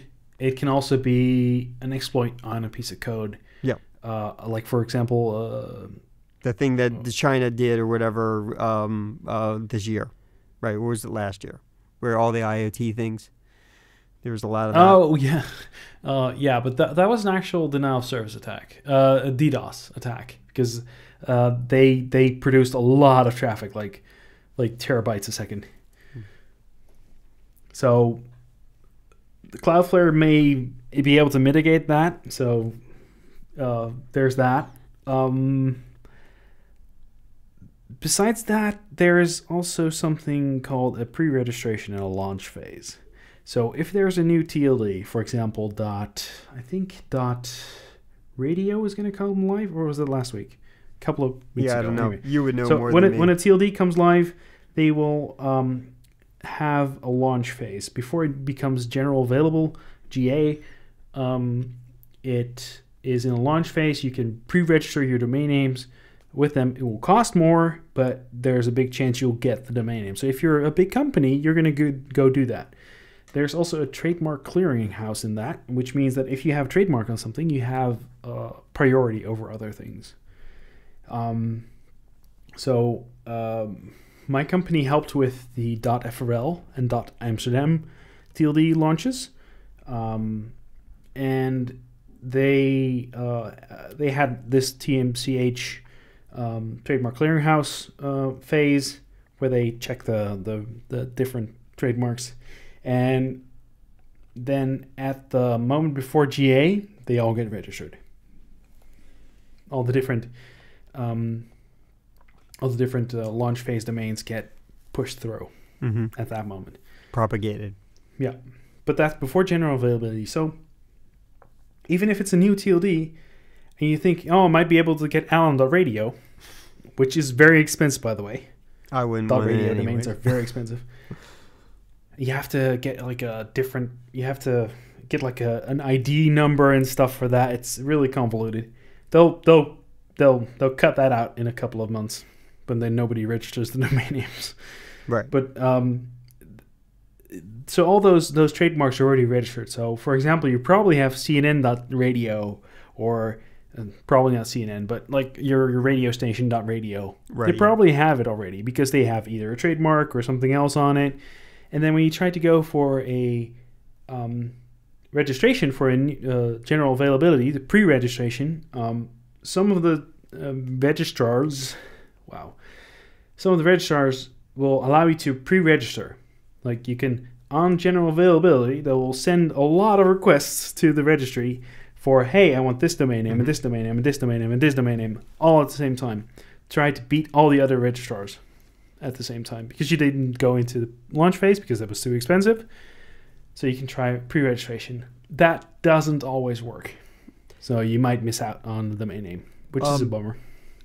I'm sure there's a lot more you want to cover. There is one thing I want to cover, when there's a moment for it, about part of the process when you're trying to find a domain. Okay, go ahead. So there's, and this is also depends on the nature of the DNS registrar you're going to pay or intend to pay. I know GoDaddy does it, so this isn't, none of this is an attack. I'm just explaining my experience and my knowledge with GoDaddy. So with that said, again, I had bad experiences, and I've heard plenty of other people say the same thing. So again, it just goes to the point, be careful, that's all. Just choose your battles. If you're comfortable with that, do that. If it's easy for you, that's what you do. If there's something better, try it. But there's a lot of DNS registrars, and again, to the point that GoDaddy, I don't know if they're still doing it anymore, used to, there's a thing that you can look up all the domains that people are searching for but haven't registered yet. So everything that's been queried, and then what domain squatters will do is they'll go up and you wouldn't look today for, jackgoesupthehill.com. And then you check in on at the end of the week because you were thinking about it, and he's like, oh, it's available. And then you go and you try to buy it, and all of a sudden it's squatted. And the reason for that is because they're reporting all the queries. And GoDaddy's still doing that? I don't think so. I don't know if they're still doing it, but there is, and then all of a sudden it's like, how to get squatted so fast? And that's why. There's lots of these things that from some of these, they make extra little cash on the back end because they're reporting or you can go into an interface, say, oh, what's popular? What have been people trying to search? And they take that data and they kind of grok it, and then they go squat all the domain squatters squat all your things. And then when you go back to look for it and you've decided that's what you want, they extort thousands of dollars out of you. So, again, just make sure that when you're look around by Googling the domains before you start going in and trying to narrow right into the variation and buying it. And then just go buy it. Go buy it right away. Also, when you do find a domain name and there is a different domain with different TLD and it is for sale, register your other domain name first. Then maybe try to make an offer if you want to, but it's probably not a good idea anyway. Right. So you just got to be careful. And also, not all registers support all variations, right? Gandhi supports most countries, most of those, like GTLDs. Weird, stupid, domains. GTLDs, yeah. Yeah. And most. But that doesn't mean that, GoDaddy would always do shore-ups, right? So where they couldn't get something, they had a company that was a proxy company for proxy servers you could spend $50 a year on, which you couldn't turn off, lock, whatever, and then you could get your IT or your this or that or your .fr or whatever, because they're an American company and not, representing that part of the world, but they have a proxy service or a proxy partner that you pay through. So they're very good for things like that. They're trying to be the best at the offering, or they want all the offerings so that they're always the destination for everybody. So they do have partner proxy things like that. Gandhi wasn't able to do one or two things that I wanted, but it ended up I didn't need those projects later anyway, so I got rid of those domains. And I'm sure John's company's got the same kind of thing. Like, they could probably handle most of like the U.S. domains, right? There are some like government domains you're not going to be able to get. You can't get a .military or .whitehouse.gov you can't get. But a porn company got whitehouse.com. They eventually, even though they were being sued to death over it, they eventually gave it. Not out. They still won the lawsuits, but they gave it anyways. They gave it to the United States.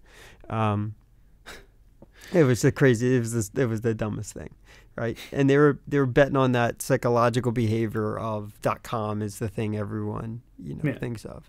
So White House is actually a government thing, so it wouldn't be .com anyway. Right, but most people don't think that way. I wanted to be .com. Said they found something else. If you want to know more about TLDs, you can go to Polymatic.link/D8. I don't have any other links for you right now, but there will be links in the description on the website for that. Like, for example, the link to the Reply All episode of about the domain squatters and stuff like that. Mm-hmm.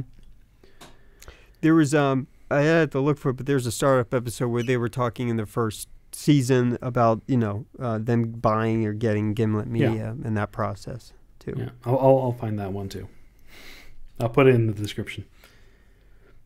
Yeah, so there's a lot to talk about with DNS. Oh yeah, and we can go at least 3 levels deeper. Oh yeah, there's all sorts of politics and stuff involved. Yeah, and there's it's we can go into the whole discussion about ICANN and the US having control over certain parts of the internet. But it is our thing that we created. So what? So it is our thing that we created. Well, you did it with CERN. Yeah, okay. But I mean, it was paid for by DARPA. So, and it was not intended to be this public thing. It was intended to be the apocalyptic nuclear war thing happened, and the military still needed to be able to intercommunicate and survive. And that's what its initial premise was meant for. That's why it was paid for things like DARPA. And then they made better versions, which are not, the public knows nothing about. So, and so they said, well, we can release this to the public. And that's what started happening for colleges. So I think we need one of those soundboards with like the go one level up in, what was it? That movie?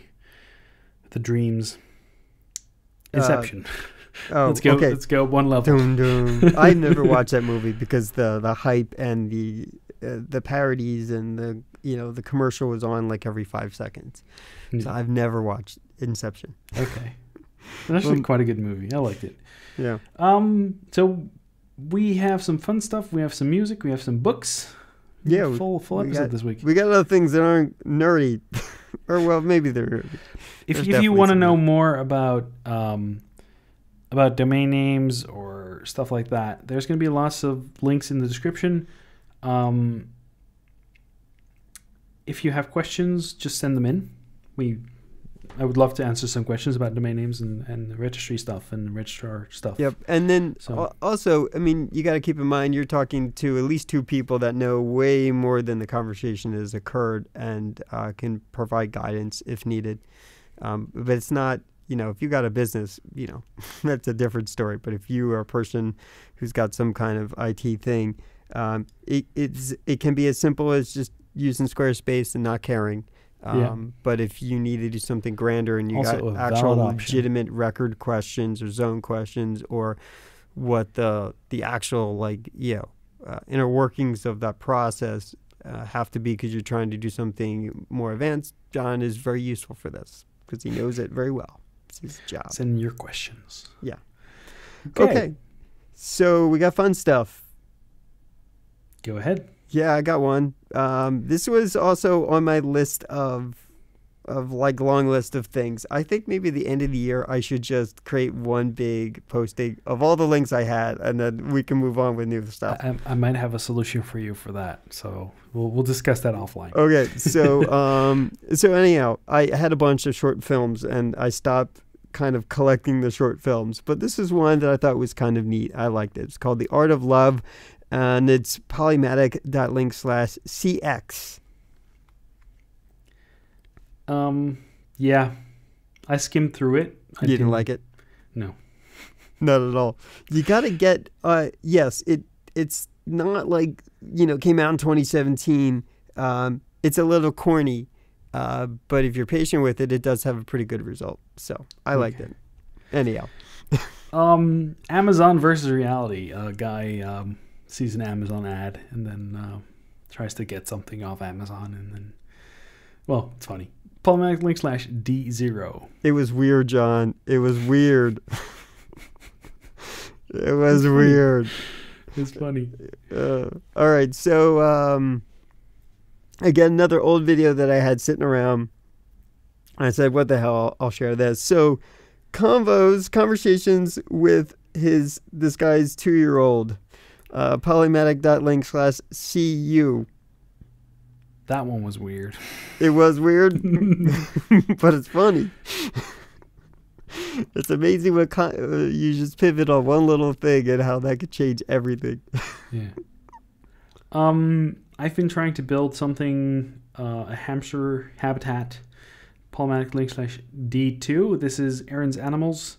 She does a lot of hamster stuff, so I follow her for that. So, yeah. It's how to build a hamster habitat out of IKEA stuff, which is the reason I was at IKEA yesterday. Yes, which made a lot of sense to me when you started talking about it. So, if you guys haven't heard of Rocket Jump or Freddie Wong and group, they used to put out really awesome short films like every couple weeks or every few days. And given the consideration of how short they were putting together really funny, good, well done things. This is more of a YouTube thing, more in its, I wouldn't say it's early days, but in its sort of growing up days. And so they've turned around to do a lot of stuff for films, and they've created or cultivated their own sort of business out of this. And they've done some sort of short run series on like things like streaming services. So one of these is something that's available on YouTube Red. The first episode's available, at least publicly, and it's the Anime Crimes Division. And if you're an anime fan at all, it also has ProZD. I follow that guy. That guy I like. He's a YouTube I follow. And boy, is he a really good actor. He's a perfect fit for this sort of digital series. So Polymatic.link/CV. If you're an anime, it's corny, but I like it. I enjoyed it. I think the hashtag for this would be Weeb Police. Yeah, but it's in good spirit. That's the point. So yeah, it was really, really, really corny. Yeah, but the second one was a little better. I don't know if that's publicly available. I have YouTube Red, so to me, it's just there. So when it shows up. There was a guy building an aquarium. I was looking at actually habitats for a hamster, so building a terrarium. Yeah. But then there was this, which was also very interesting. Polymatic.link/D3. The guy just goes from basically just a glass box to a whole aquarium swamp type thing. I don't know. It looks really cool. Yeah. I don't know if it's good for the fishes, but hey, I don't know. Well, Polymatic.link/D3. If they're swimming in the sea, they don't have to be near the rocks though, at the bottom. Yeah. But interesting. Okay, so Deadpool. That's all I'm gonna say. Wet on wet. Bob Ross. That was a thing from like public broadcasting stations here in the U.S. Bob Ross, if you know the reference, is this guy, was this white guy surprisingly these shows look like they're out of the 70s, but these... Nobody doesn't know Bob Ross. Everybody knows Bob Ross. Oh, I don't know. You'd be surprised. But he was this guy who was a really good painter, and he sort of had an afro. He's a white guy, and he had bell bottoms, and he would always have sort of a low, calming voice where he's like, and we're going to just paint this happy little tree right here. Then once we finish that, we're going to put a little bush right next to it. And then we're going to put a little happy sun up here just shining down on these trees. You see all this glister? And you could sit there and just watch this guy, and whatever you were pissed off about, you calm right down. And then you learn how to paint a mountain. And he's long gone. He's dead, but he still has a very full functioning like paint supply system, whatever. So this is one of these Deadpool shorts where, they've been doing this prior to whatever the next movie, and it's Wet on Wet.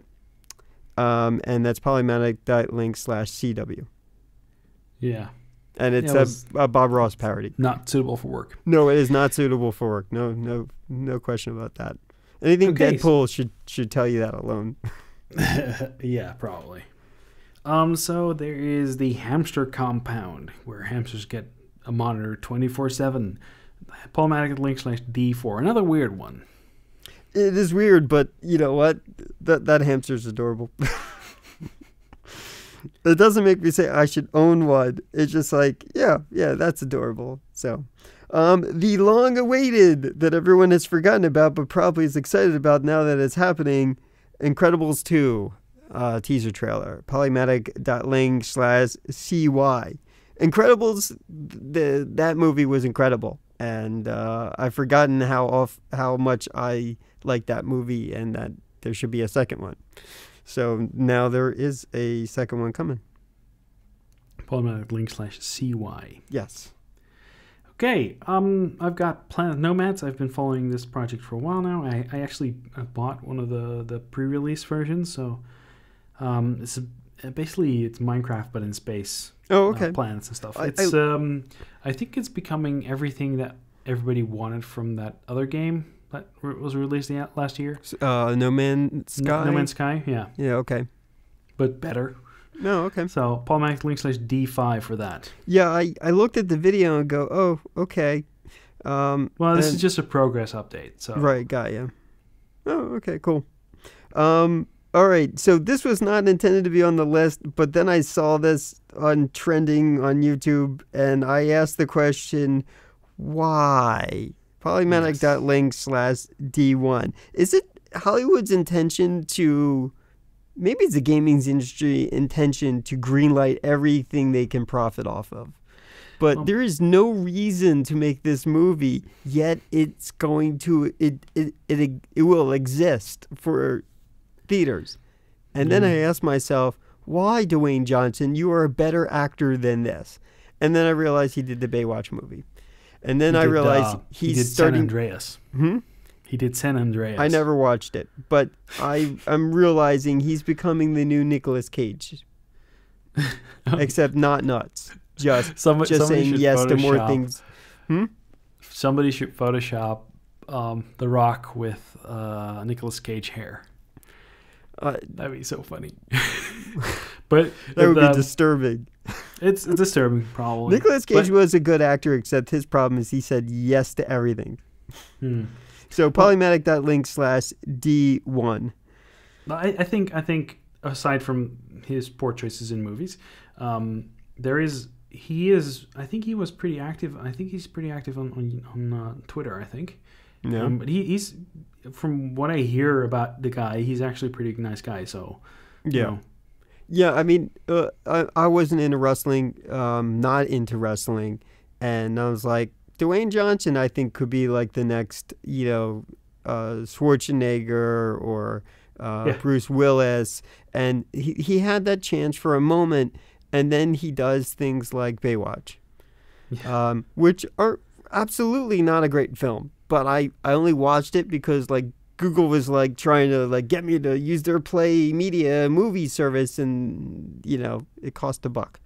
And I spent $1 and I got 3 movies. So I watched a bunch of bad movies and I watched Baywatch, and it was not a great movie, not at all. And he acts perfectly fine in it. He's a good actor. I just wish he had better films where that would be. Did you see The Hunt for Witch Mountain? I think that he was in that too. No, the cab driver. No, I didn't. That was pretty good. I know he did a bunch of, like, right out of the gate, instead of going into every single action movie, he did a bunch of kid movies. Like movies that were like Disney or whatever, that were just for not the typical like teenager, like 20 to 40-year-old, but like for, 10 to 16-year-olds. Yeah.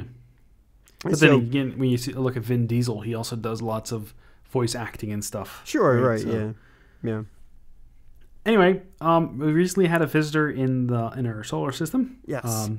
A piece of rock that flew through. Well, some people say it's a rock. Some people say it's a spacecraft. I doubt anyway, Oumuamua, I think. Polymatic.link/D6. Scott Manley explained it all. Yeah, this is the case where I have 2 people on OG that can handle complicated vernacular very well. And if one of them was here, they would have stepped right in and made it sound a little bit more legit. So I should have just put the designation in there. That would have been so much easier. Yeah.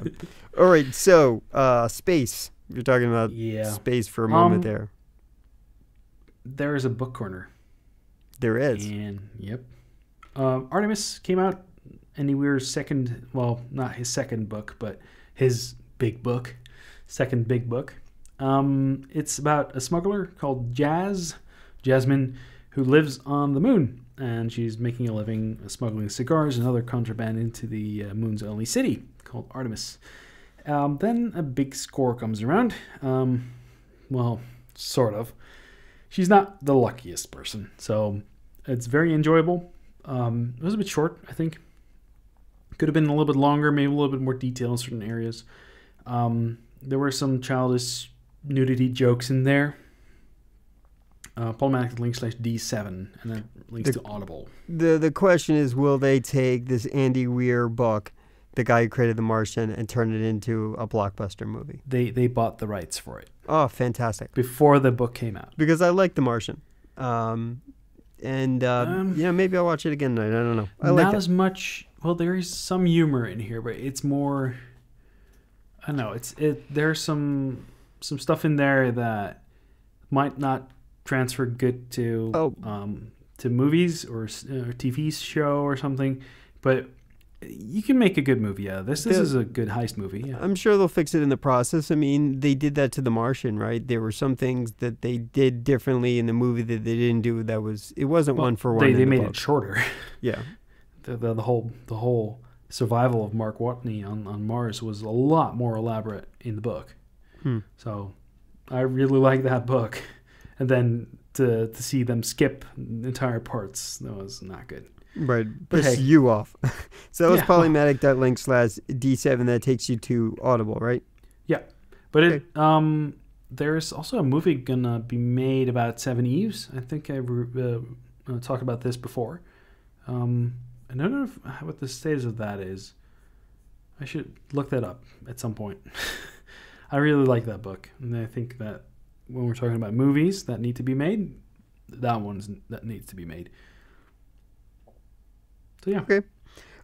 So I really only have, and this is really just a more recent find. I was listening to one of the more recent Song Exploder podcasts, and there was a song called "Broken Glass," which the whole podcast is based on, with Rachel Plattern. So she's like pop music, but I kind of like the song "Broken Glass," so I grabbed a bunch of her music. And yes, there's some political connection, but it has nothing to do with my interest isn't anything related to political connection with her and the most recent presidency in the United States. And I only knew that because I listened to the whole show and there was some conversation about it.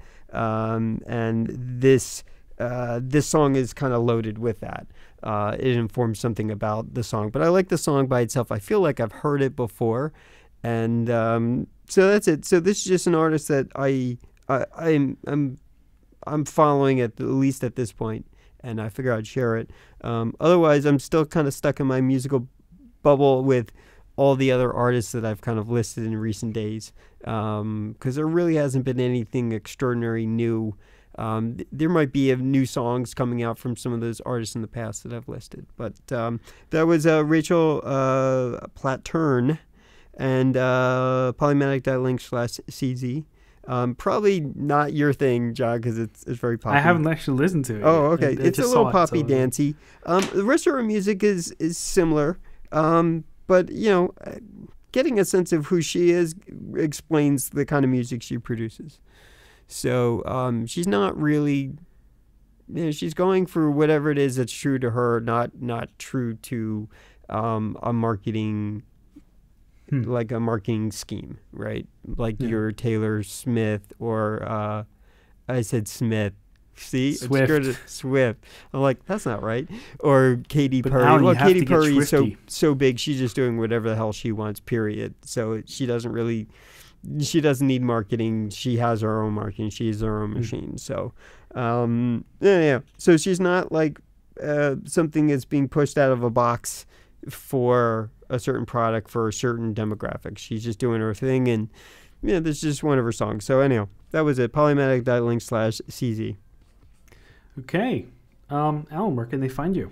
If you really care, you can find me on Twitter. CHAESS. That's a way to reach out to me. How very positive, Alan. You can find me on Twitter at WebDevy, WEBDEVVIE. For feedback, you can reach us at podcast@Polymatic.media. You can also use that to send me some questions about domain names. I'll answer them whenever. You can also find our Twitter at ThePolymatic. Our website is Polymatic.media, and I hope you tune in next time. The music in this episode was by Say Uns. It was licensed under Creative Commons Attribution and found on the Free Music Archive. You can find these tracks at shortner.com/PRK.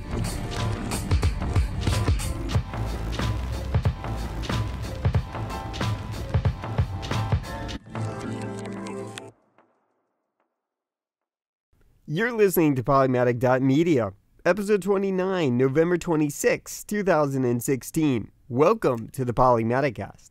Hey, John. And how's it again, going? we're traveling in the past. We're You traveling. said 2016 again. No. Oh, did I really? Yes, you did. I'm pretty sure I said 2017. I said No. Okay. Definitely I 2016. will trust you. I'll trust you on it. Let's restart this thing.